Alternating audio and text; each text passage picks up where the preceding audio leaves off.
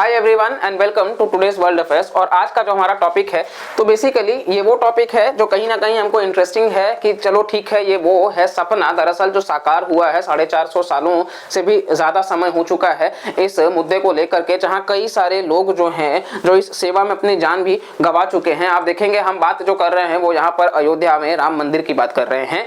तो अयोध्या में राम मंदिर जो है वो तैयार हो चुका है। 22 जनवरी वो तिथि है 2024 साल में ही, जहां पर आप देखेंगे प्राण प्रतिष्ठान जो है वो देखने को मिल जाएगा, यानी कि वहां से ही आपको अयोध्या में अब आप दर्शन करने जा सकते हैं। और दरअसल वाकई इसके पीछे बहुत ज्यादा जो है वो सैक्रिफाइस किया गया है। आप देखोगे कि भाई इसके आज हम हिस्ट्री में जानेंगे और साथ साथ में हम ये भी जानने की कोशिश करेंगे कि एग्जाम के पर्सपेक्टिव से क्या सवाल बन सकता है, इसको भी हम देखेंगे। तो वीडियो काफी इंटरेस्टिंग और इन्फॉर्मेटिव होगा, तो वीडियो को पूरा देखिएगा और इसके बाद आप कैसा है ये भी आप जरूर शेयर करिएगा।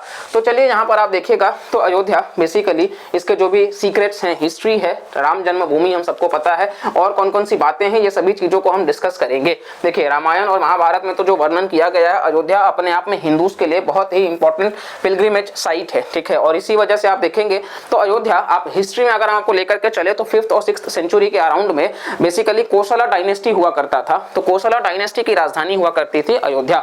अयोध्या जो है वो ज्योग्राफिकली आप देखेंगे तो सरयू नदी के पास में स्थित है, ठीक है।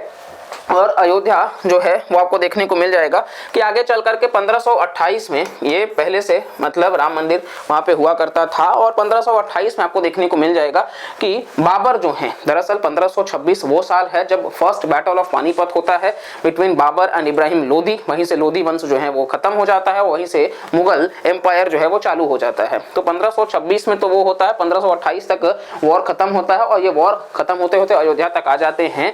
तो 1528 में बाबर जो है वो इस मंदिर को तोड़ते हैं और फिर वहां पे मस्जिद बनवाते हैं, जिसका नाम इसीलिए पड़ा है बाबरी मस्जिद। और इसी के बाद से आप देखेंगे कि औरंगजेब जैसे भी राजा जो रहे हैं तो वो उस चीज को प्रमोट किए हैं, ठीक है। बाद में आप देखेंगे तो ये काफी हद तक कंटिन्यू रहा, मतलब कई बार कई सारे पिटिशंस फाइल किए गए, कई सारे जो हिंदू के तरफ से, हिंदू पक्ष के तरफ से भी लोग हैं वो भी मतलब रिप्रेजेंट किए हैं। 1885 में महंत रघुवर दास साहब जो हैं वो भी कोर्ट में लेकर के गए थे कि भाई हिंदू के लिए भी होना चाहिए पूजा आराधना, ये सारी चीजें।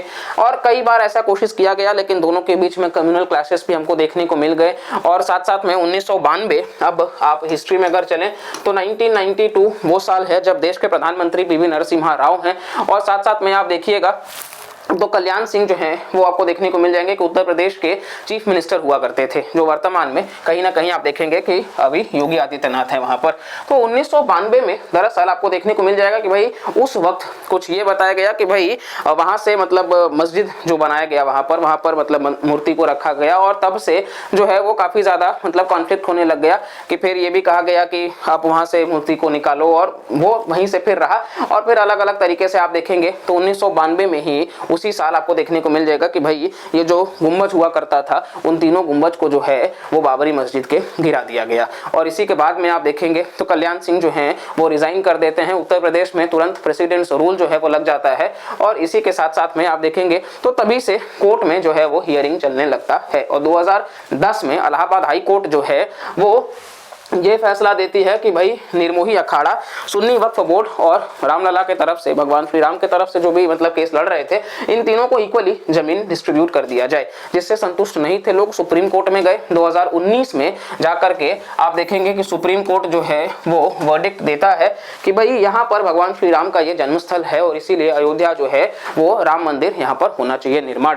और इसी के बाद में आप देखेंगे तो अब जाकर के ये कंप्लीट हो चुका है। तो ये काफी समय से चल रहा था, ठीक है। तो ये पूरा का पूरा हमने हिस्ट्री जानने की कोशिश करी कि किस तरीके से अयोध्या जो है वो सिग्निफिकेंट रहा है, बहुत इंपॉर्टेंट रहा है। इसमें कई सारे लोगों का ये सपना रहा है जो शायद आज मौजूद नहीं है, लेकिन उन सबका एफर्ट है, उनको सत सत नमन है। और आज हम बहुत सौभाग्यशाली हैं कि हम इस चीज को देख पा रहे हैं। तो कहीं ना कहीं इसका हम भी इतिहास का हिस्सा बन रहे हैं, ठीक है। ये बहुत बड़ी बात है। तो आप देख सकते हैं किस तरीके से यहाँ पे फॉरेन ट्रेवलर्स ने भी यहाँ तक की बताया है कि भाई राम टेम्पल हुआ करता था। अब आप देखिएगा तो ये मतलब कि फ्रांस के हैं बेसिकली, इन्होंने भी इस चीज को बताया है कि किस तरीके से यहाँ पे अयोध्या में आपको देखने को मिल जाएगा हिस्ट्री।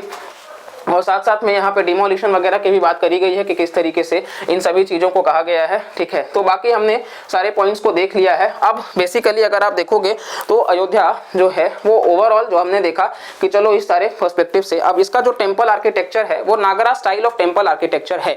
अब नागरा स्टाइल क्या है कि बेसिकली नॉर्थ इंडिया में जो भी मंदिर हुआ करते हैं वो नागरा स्टाइल है, नागरा स्टाइल, और साउथ इंडिया में द्रविड़ स्टाइल। तो द्रविड़ में आपको देखने को मिल जाएगा कि वहां पे पानी की कमी है, इसीलिए स्टेप वेल वगैरह हुआ करते हैं, जबकि नागरा में ऐसा नहीं है। साउथ इंडिया में आप देखोगे सीढ़ियां बहुत ऊंची ऊंची होती हैं, नागरा में ऐसा नहीं है, ठीक है, छोटे होते हैं। और आपको ये शिखरा देखने को मिल जाएगा जो इस तरीके से मतलब ये शिखरा वगैरह हो जाता है। गर्भगृह जहां भगवान को रखा जाता है, सेंक्टम सेंक्टोरम, इस तरीके से प्रदक्षिणा पथ जो चक्कर लगाया जाता है, तो ये मतलब उसका कुछ फीचर्स है, आपको ध्यान रखना है, ठीक है। तो अयोध्या के जो केस के लिटिगेंट थे इकबाल अंसारी, इनको भी इन्विटेशन दिया गया है राम मंदिर कॉन्सिग्रेशन सेरेमनी के लिए। 16 तारीख से 22 तारीख तक आप देखेंगे तो उत्तर प्रदेश के मुख्यमंत्री योगी आदित्यनाथ, भारत के प्रधानमंत्री नरेंद्र मोदी और साथ साथ में उत्तर प्रदेश की ही गवर्नर आनंदीबेन पटेल और इसी के साथ साथ में आरएसएस के जो मोहन भागवत हैं और एक प्रीस्ट माने जा रहे हैं, ये 5 लोग जो हैं वो 1 सप्ताह तक रहेंगे, जो प्राण प्रतिष्ठान चलेगा और 22 जनवरी को ये संपूर्ण हो रहा है। और इसी के साथ साथ में आप देखिएगा तो कर्नाटका का भी काफी अहम रोल है अयोध्या के राम टेम्पल में, मतलब किस तरीके से रामलला का जो मतलब अरुण योगीराज, ये जो माइसोरू स्कल्पटर है, ये बेसिकली भगवान श्री राम का जो मूर्ति है वो इन्होंने ही बनाया है। तो अगर आप ऑनलाइन एग्जाम की तैयारी कर रहे हैं तो आपको ध्यान होना चाहिए अरुण योगीराज हैं, ठीक है। इसी के साथ साथ में मूर्ति श्री विश्व सरसन्ना, बेसिकली ये आप देख सकते हैं तीर्थ स्वामी जी का। और अयोध्या राम टेम्पल जो है उसमें काफी ज्यादा कंट्रीब्यूशन कर्नाटका का इस तरीके से आपको देखने को मिल जाएगा, पूरे देश भर से है, ठीक है। और हर कोई यही चाहता है, बेसिकली ये आप देख सकते हैं किस तरीके से मंदिर जो है, और इसी के बारे में हम यहाँ पे चर्चा कर रहे हैं। अयोध्या राम टेम्पल जहाँ पे 4 मतलब कॉर्नर पे आपको देखने को मिल जाएगा मंदिर और 5 मंडप हैं और ये ग्रीन कवर से ढका गया है। तो 4 कॉर्नर आप देख सकते हैं और 5 मंडप आपको देखने को मिल जाएगा, ठीक है। तो ये मोटा मोटा हमने इसके बारे में डिस्कस करा है, नागरा स्टाइल ऑफ टेम्पल आर्किटेक्चर, ठीक है। और श्री राम दरबार जो है वो फर्स्ट फ्लोर में 5 मंडप हैं, नृत्य मंडप, रंग मंडप, सभा मंडप, प्रार्थना मंडप और कीर्तन मंडप, ये आपको देखने को मिल जाएगा, सवाल हो सकता है। और 4 कॉर्नर्स जो है वो भगवान सूर्य को डेडिकेटेड है, माता भगवती को, गणेश जी को और शिव जी को। तो इस तरीके से आपको देखने को मिल जाएगा। और इसी के साथ साथ में अन्नपूर्णा देवी और हनुमंत लाल का भी आपको मंदिर देखने को मिल जाएगा। बाकी भी मंदिर आपके इसी से जुड़े हुए आप देख सकते हैं। तो अभी के लिए प्रधानमंत्री ने यही कहा है कि भाई 22 जनवरी को जो है वो ज्यादा से ज्यादा इकट्ठा ना हो भीड़, क्योंकि जितना शांतिपूर्वक होगा उतना बेहतर होगा, फिर धीरे धीरे लोग जाकर के दर्शन कर सकते हैं। तो ये आप देख सकते हैं। बाकी कहीं ना कहीं ये भी हमने डिस्कस कर लिया कि किस तरीके से नागरा स्टाइल जो है वो सिंबॉलिक है हिंदुइज्म से, कि भाई ये जो शिखरा वगैरह है ये किस तरीके से बनाया जाता है, जिसका सिंबॉलिक रिप्रेजेंटेशन माना जाता है। और खजुराहो टेम्पल जो है मध्य प्रदेश का, जो इरोटिक स्कल्पचर्स के लिए फेमस है, तो वो भी आपको देखने को मिल जाएगा। और 5वीं सेंचुरी एडी से इसका जो है वो ओरिजिन है। तो ये हमने डिस्कस करा है कि किस तरीके से ये काफी इंपॉर्टेंट है और इसको हमने कहीं ना कहीं काफी बैलेंस करके रखने की कोशिश की है, जो एग्जाम के कंटेक्स्ट से भी इंपॉर्टेंट है और साथ साथ में कितना बड़ा भूमिका आप निभाएगा, साथ साथ में पूरे उत्तर प्रदेश की इकोनॉमी के लिए भी बहुत बेहतर होगा। क्योंकि अयोध्या अब आप देखेंगे बहुत बड़ा टूरिस्ट स्पॉट भी, लोग मंदिर के बहाने जब जाएंगे तो कई सारी चीजों जिसकी वजह से डोमेस्टिक इकोनॉमी और बेहतर होगी। इसके ऊपर हमने वीडियो करा है कि UP second fastest economic state बन चुका है महाराष्ट्र के बाद में, और ये बहुत बेहतर और आगे लेकर के जाएगा। किस तरीके से आप देखेंगे कि जो टूरिस्ट मतलब साइट्स को पिलग्रिमेज के साथ में जोड़ा जा रहा है, जैसे आप वाराणसी देखिएगा, आप मथुरा देखिएगा, अयोध्या आप देखिएगा, तो इस तरीके से ये बहुत बेहतर चीजें जो है आपको देखने को मिल जाएंगी। तो इस वीडियो से तो सिर्फ इतना ही। और अगर आपको हमारे कंटेंट बहुत अच्छे लग रहे हैं तो प्लीज आप लाइक करिएगा, चैनल को सब्सक्राइब करिएगा, इन वीडियोस को मैक्सिमम लोगों तक शेयर करिएगा ताकि साथ साथ में उनको भी पता चल सके। और वीडियोस को पूरा देखा करिए ताकि आप आधा अधूरा देख करके कोई परसेप्शन ना बनाए।